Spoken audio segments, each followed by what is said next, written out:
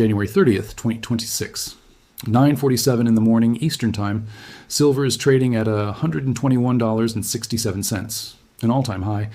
Gold is at $5,500. Precious metals are in the middle of the most explosive rally in 44 years. And then a name drops, Kevin Warsh. Donald Trump announces his pick for the next chairman of the Federal Reserve. Within minutes, the dollar surges, Treasury yields spike, and silver begins to fall. Not a dip, not a pullback, a free fall. By the end of the session, silver has crashed from $121 to $74, $47 of intraday range, 35% erased in a single day. The worst single-session collapse in silver since 1980. Billions in wealth, your wealth if you were holding, vaporized before the closing bell. That was the day the name Kevin Warsh entered the precious metals market. And today, March 4th, 2026, that name just became official. The White House formally submitted Warsh's nomination to the United States Senate. The Senate Banking Committee will hold confirmation hearings. If confirmed, Kevin Warsh becomes the most powerful central banker on earth on May 15th. That is 71 days from now. Now, here is why every silver and gold investor on the planet needs to understand what just happened today and what it means for every ounce you own. Kevin Warsh is not a neutral appointment. He is a former Morgan Stanley investment banker. He was the youngest Federal Reserve governor in history. He has spent the last 5 years publicly criticizing Jerome Powell for keeping rates too low. And yet, the moment Trump selected him, he reversed course and began echoing Trump's demand for lower rates, arguing that artificial intelligence will allow the Fed to cut borrowing costs without triggering inflation. He is, in the words of Senator Elizabeth Warren, the ranking member of the Senate Banking Committee, nothing more than Donald Trump's sock puppet at the Fed.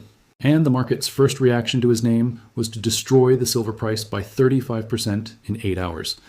This is not a coincidence. It is the preview.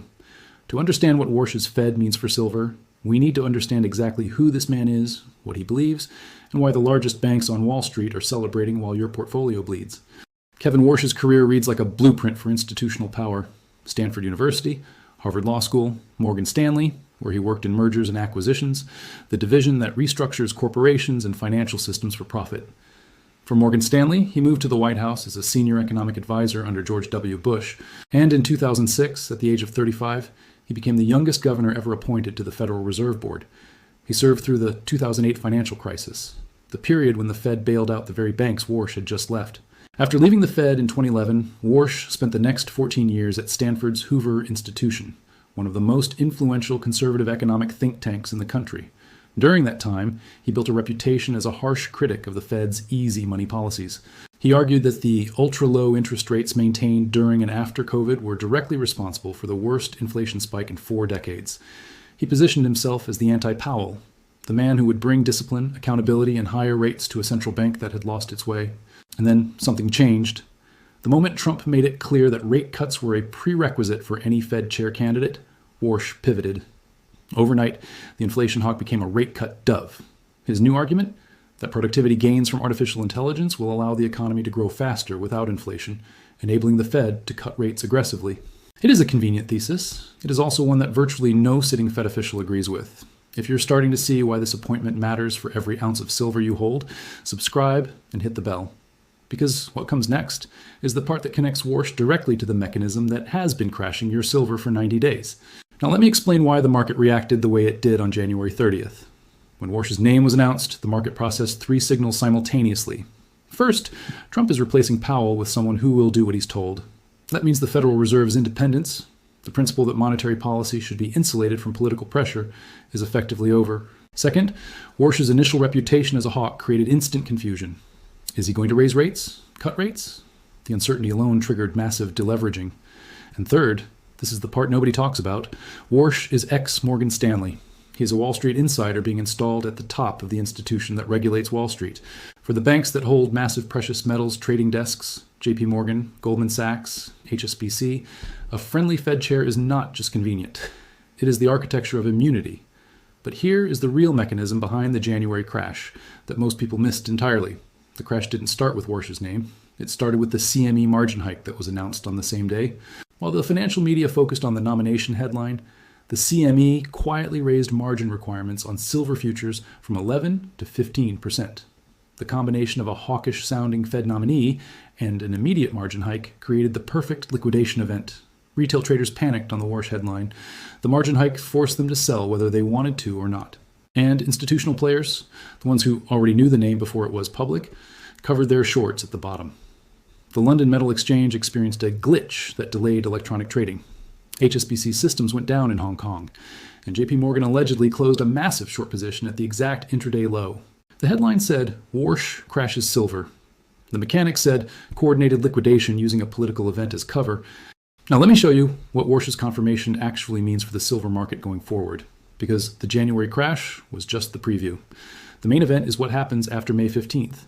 Jerome Powell's term as Fed chair ends on that date. If Warsh is confirmed, he takes the seat. And here is the paradox that will define the silver market for the next 4 years. Warsh has promised Trump that he will cut rates. Trump has publicly and repeatedly demanded lower rates. The entire political logic of this appointment is that Warsh will deliver cheaper borrowing costs. But cutting rates in the current environment, with a shooting war driving oil prices higher, with inflation expectations rising with the Strait of Hormuz closed and Dubai's supply chain broken, cutting rates means devaluing the dollar further. And a devaluing dollar is, historically, the single most powerful catalyst for higher gold and silver prices. This is the trap. If Warsh cuts rates to please Trump, the dollar weakens. Inflation expectations rise, and silver goes higher despite every margin hike the CME can engineer. If Warsh doesn't cut rates, Trump publicly attacks his own appointee. Political chaos ensues, and uncertainty drives safe haven demand, which also pushes silver higher. There is no version of this appointment that is structurally bearish for silver over the medium term. The January crash was a positioning event. It was the banks using the headline to flush leveraged longs before the real move begins. And here is where today's Senate submission adds a new dimension. Warsh's path to confirmation is not guaranteed. Republican Senator Thom Tillis of North Carolina, a member of the Senate Banking Committee, has publicly stated that he will block the nomination. His reason? The Department of Justice is currently investigating Jerome Powell over his testimony about the Fed's $2.5 billion headquarters renovation project. Tillis calls the investigation frivolous and views it as Trump using the DOJ to intimidate the Fed into compliance. Without Tillis's vote, the committee's slim Republican majority cannot overcome unified Democratic opposition. Elizabeth Warren has already declared that Democrats will oppose Warsh unanimously. So the nomination is in limbo, and limbo is the worst possible state for markets that need clarity. Every day that Warsh's confirmation remains uncertain is a day the market doesn't know who will be running the most powerful central bank on earth in 71 days. That uncertainty creates volatility. And volatility in precious metals, as we've seen 4 times in 90 days, is the weapon used to liquidate leveraged positions. But there's another layer that almost nobody's discussing. If Warsh's confirmation fails, if Tillis holds his ground and Democrats stay unified, Trump has no Fed chair on May 16th. The vice chair, currently Philip Jefferson, would serve as acting chair. But the political fallout of a failed Fed nomination during a war, with inflation rising and markets in turmoil, would be an unprecedented crisis of institutional confidence. And what do investors do during institutional crises? They move into the only assets that don't depend on institutional trust: gold, silver, physical metal that doesn't need a Senate confirmation to hold its value. Let me connect every thread now, because when you see the full architecture, the picture becomes undeniable. On January 30th, Warsh's name crashed silver 35%. The same day, the CME raised margins. The same day, JPMorgan allegedly covered its short at the bottom. The same day, the LME glitched and HSBC went dark. One event, 4 synchronized reactions. And the retail investor was the one who lost. On February 6th, the CME raised margins again, from 15 to 18%. Silver was recovering toward 90 and got pushed back to 80. Second crash. On March 3rd, yesterday, silver was rallying on legitimate war-driven demand, approaching $96. It got smashed back to 82, $12 in one session. Third crash in the post-Warsh era. And today, March 4th, the man behind all of it was officially sent to the Senate, the day after the 4th crash. The timing is not accidental. You send a controversial nomination to the Senate when markets are already weakened, when silver holders are already demoralized, when the headlines are already dominated by war and volatility. You bury it in noise. Here's what I want you to understand at a structural level. The appointment of Kevin Warsh is not about monetary policy. It is about control. When the Fed chair is selected by a president who demands rate cuts, and that president has the DOJ investigating the outgoing chair as a warning to anyone who might resist, you are no longer looking at an independent central bank. You are looking at a monetary policy apparatus that serves political objectives. And for silver, for physical silver specifically, this is the most important development since the CME margin hikes began. Because an independent Fed, even a flawed one, provides some check on monetary debasement, A politically captured Fed provides none. And in a world where the currency issuer has a $38 trillion debt, where interest payments alone exceed $1.2 trillion a year, where a war is driving oil prices higher and inflation expectations are rising, a captured Fed is a Fed that will print. And printing is what turns silver from a commodity into a monetary refuge. Drop your take in the comments. Do you think Tillis will hold? Do you think Warsh gets confirmed? And if he does, what does a Trump-controlled Federal Reserve mean for the price of silver over the next 4 years? I read every comment, and the analysis in this community consistently goes deeper than anything on financial television. Now let me tell you what comes next. Powell's term ends May 15th. If Warsh is confirmed before then, there will be a smooth transition. If not, we enter uncharted territory.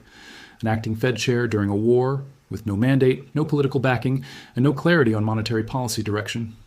Either scenario generates volatility, and volatility, as you've now seen 4 times, is the fuel that the margin hike machine runs on.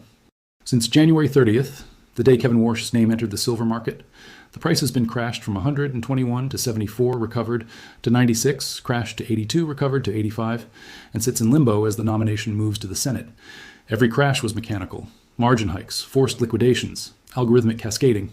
Every recovery was fundamental. Physical demand, supply deficits, war-driven safe haven flows. The mechanical forces push the price down. The fundamental forces push it back up. And the question for the next 71 days is which force wins. Here's what the mechanical forces have. 4 margin hikes. A CME that has proven it will intervene whenever silver approaches $100. A friendly incoming Fed chair who gives political cover for institutional positioning. And a media environment that amplifies every crash as correction while ignoring every recovery as dead cat bounce. Here is what the fundamental forces have. A 5-year supply deficit totaling 820 million ounces. Comex registered inventory at 64% below 2020 levels. Chinese export controls gating 60 to 70% of refined supply. The Strait of Hormuz closed. Dubai's air bridge down, the largest Comex delivery month in history. And now, a Federal Reserve that, whether Warsh is confirmed or not, is politically compromised to a degree not seen since Nixon pressured Arthur Burns in 1971.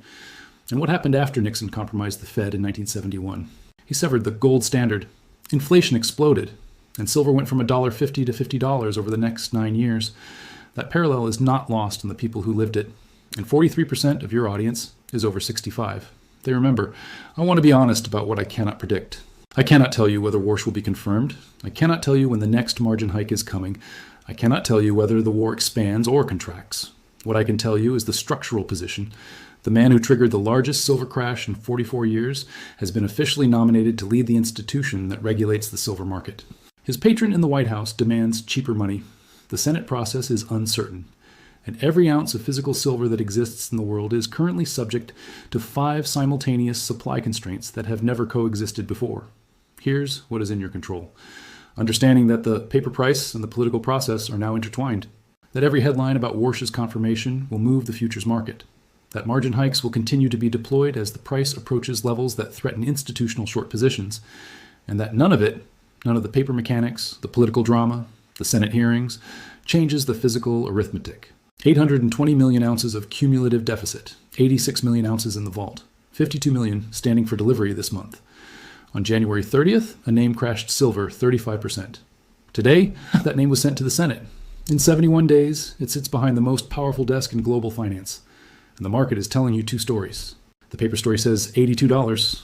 The physical story says the vaults are draining, the planes are grounded, the sea lanes are closed, and the man being installed at the Fed will print whatever the president tells him to print. One of those stories ends at a number the screen is willing to show you. The other ends at a number it isn't. 71 days.